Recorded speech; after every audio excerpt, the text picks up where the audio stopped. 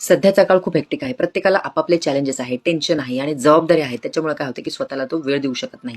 अशा वेळेला काय होतं, की आपण वर्कआउट वेळेवर करत नाही किंवा त्याला वेळ देत नाही. आपल्याला त्याच टेन्शनमध्ये असतो.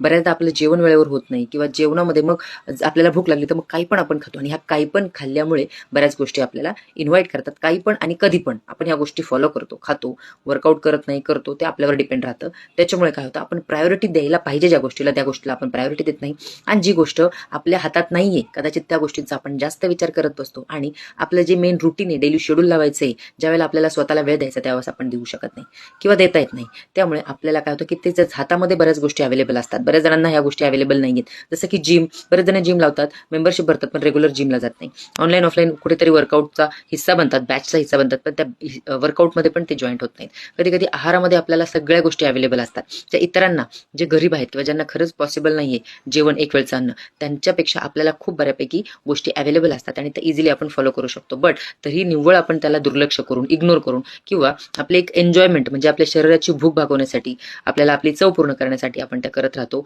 आणि आपल्याला नोईंगली अननोईंगली बऱ्याच आजारांना सामोरं जावं लागतं. फॅट पर्सेंटेज वाढतं, वजन वाढत जातं, चेहऱ्यावर पूर्ण सुरकुत्या येतात, आळस येतो, थकवा येतो आणि अशक्तपणा वाटतो. बरेच चॅलेंजेस यायला लागतात आणि हळूहळू एक काहीतरी डिझीज यायला लागलं, शुगर बीपीची गोळी काय असेल तर त्याच्याबरोबर बाकीच्याही आजारांना आपण आमंत्रण देत असतो. त्यामुळे आता कोणतंही वय गृहीत धरू नका, की मी कमी वयाचा आहे, मी 22च वर्षाचा आहे, 20च वर्षाचा आहे, मी 35-30 वर्षाची आहे तर मला काही होणार नाही, म्हाताऱ्या लोकांनाच होणार आहे. सगळ्यात महत्त्वाचं हे जे मिथ आहे आपलं, तर ते आपल्याला धरणं योग्य नाही राहणार आत्ताच्या युगामध्ये. आत्ता आपल्याला लहानपणापासूनच आपल्या मुलांना सुद्धा आणि लहानपणापासूनच किंवा यंग जनरेशन आहे त्यांना सुद्धा खूप टेन्शन आहे, खूप जबाबदारी आहेत अभ्यासाच्या. त्यामुळे सगळ्यांनी त्यांच्या लाईफस्टाईलकडे लक्ष देणं खूप इम्पॉर्टंट आहे. वर्कआउट, डाएट, हेल्दी खाणं, वेळच्या वेळेला पाणी पिणं, या सगळ्या इम्पॉर्टंट गोष्टी आहेत की त्याच्यावर आपण फोकस केला 100% आपण आपली हेल्दी ॲक्टिव्ह लाईफस्टाईल एन्जॉय करू शकतो. Thank you so much. Keep following.